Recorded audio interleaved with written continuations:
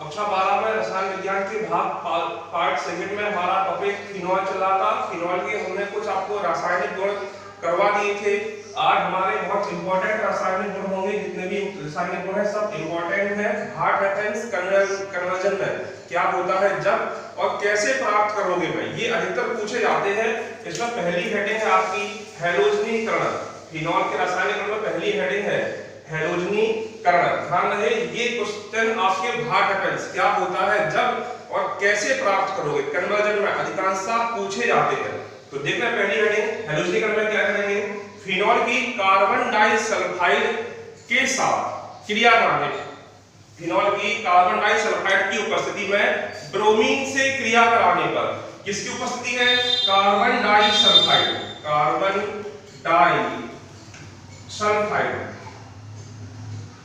इसका फॉर्मूला होता है CH2।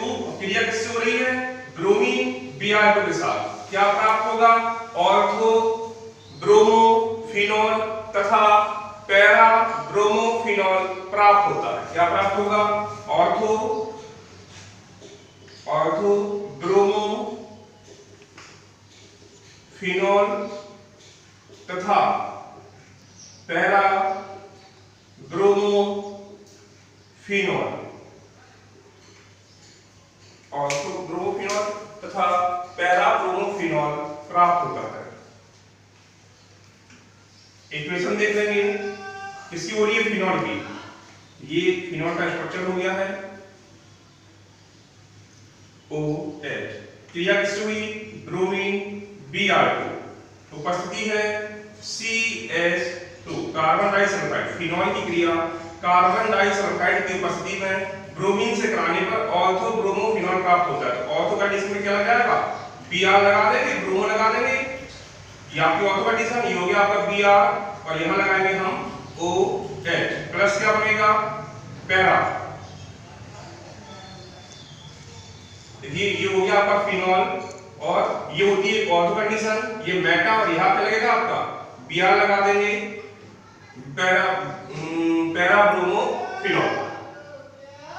फिनॉल की क्रिया कार्बन डाइसल्फाइड के साथ ब्रोमीन से कराने पर ऑर्थो ब्रोमोफिनॉल तथा पैरा ब्रोमोफिनॉल प्राप्त होता है। ये आपका फिनॉल का हैलोजनीकरण हो गया। ब्रोमीन क्या है, आपकी हैलोजन प्रकार का तत्व है। ब्रोमीन, क्लोरीन, आयोडीन, एसिटीन और फ्लोरीन, समझ में आ गया होगा। इसका नाम क्या होगा, ऑर्थो ब्रोमोफिनॉल, और ये क्या होगा आपका, पैरा ब्रोमोफिनॉल। इसके बाद अगली हेडिंग डाल दें, अगली हेडिंग है सल्फोनीकरण। इसमें जो फिनॉल की क्रिया होगी वो सांद्र सल्फ्यूरिक अम्ल H2SO4 के साथ में होती है। तो पहले इक्वेशन देख लेते हैं हम। फिनॉल का formula,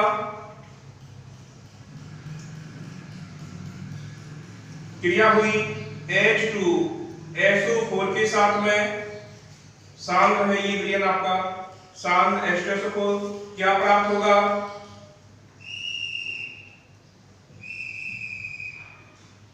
ortho hydroxy benzene sulphonic अम्ल तथा पैरा हाइड्रोक्सी बेंजीन सल्फोनिक अम्ल प्राप्त होता है। तो देखें थ्योरी में हम क्या लिखेंगे, फिनॉल की क्रिया सांद्र सल्फ्यूरिक अम्ल से कराने पर, फिनॉल की क्रिया सांद्र सल्फ्यूरिक अम्ल के साथ कराने पर क्या है, ये आपका ortho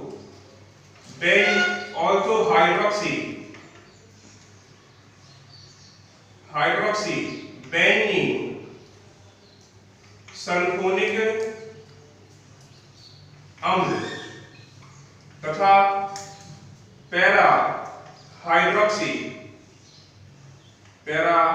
hydroxy benzene sulphonic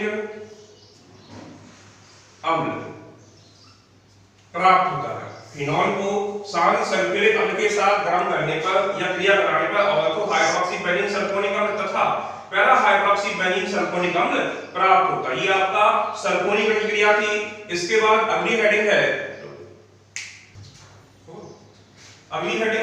नाइट्रीकरण। Phenol में नाइट्रीकरण कैसे कराएंगे, इसमें कंडीशन रहती है उपस्थिति जो होगी वो होगी आपकी सांद्र सल्फ्यूरिक अम्ल की H2SO4 तथा जो ताप रहेगा वो 5 से 10 डिग्री सेल्सियस तक। तो थ्योरी में हम क्या लिखेंगे, फिनॉल को शांत सल्फ्यूरिक अम्ल की उपस्थिति में 5 से 10 डिग्री सेल्सियस ताप पर शांत नाइट्रिक अम्ल के साथ गर्म करने पर, इक्वेशन को लिख लेते हैं। ये आपका देखो हो गया फिनॉल OH, नाइट्रिक अम्ल है तो नाइट्रिक अम्ल से क्रिया होगी, उपस्थिति है शांत H2SO4 5 से 10 डिग्री सेल्सियस टेम्परेचर। कंडीशन पूरी हो गई। फिनॉल को शांत सल्फ्यूरिक अम्ल की उपस्थिति में 5 से 10 डिग्री सेल्सियस ताप पर नाइट्रिक अम्ल के साथ अभिकृत कराने पर क्या प्राप्त होता है,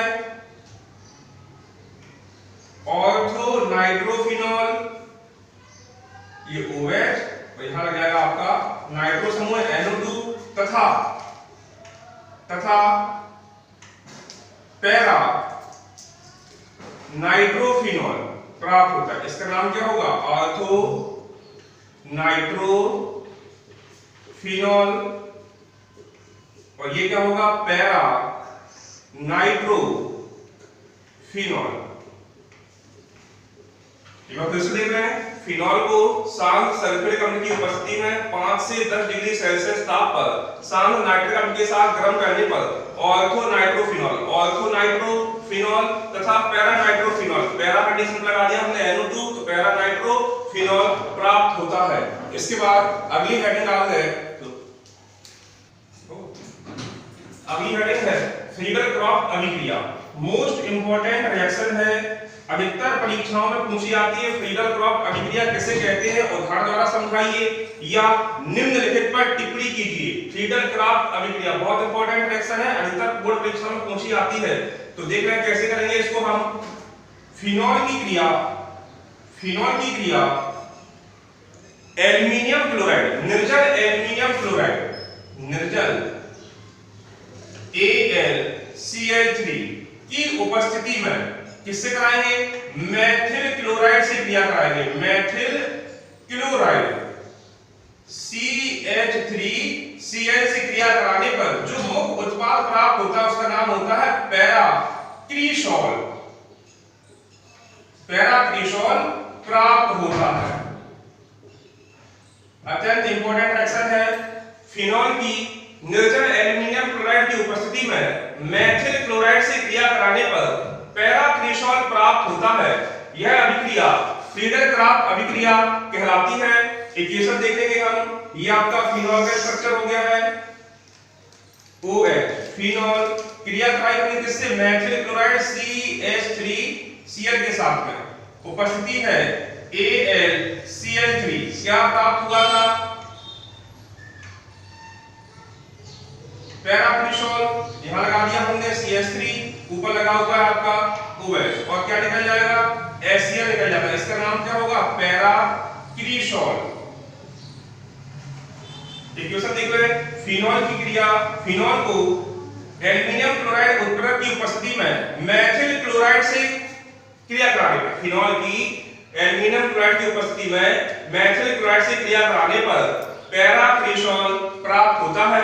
यह अभिक्रिया, यह जो अभिक्रिया है क्या कहलाती है, फ्रीडल-क्रॉफ्ट अभिक्रिया कहलाती है। परीक्षाओं में अधिकांशतः पूछी जाती है, इसे तैयार कर रखें। इसको टिप्पणी के रूप में भी पहुंच जाती है। कभी-कभी कहते हैं कि निम्नलिखित अभिक्रियाओं पर टिप्पणी कीजिए, जैसे फ्रीडल-क्रॉफ्ट अभिक्रिया, समिट अभिक्रिया, कैनियारो अभिक्रिया, बहुत इंपॉर्टेंट रिएक्शन है। देख ले एक बार, जैसे C6H5OH plus CH3Cl in presence of AlCl3 क्या प्राप्त हुआ, C6H4OH CH3 plus HCl। मुख्य उत्पाद क्या है आपका, पैराक्रिसॉल। इसके बाद अगली हेडिंग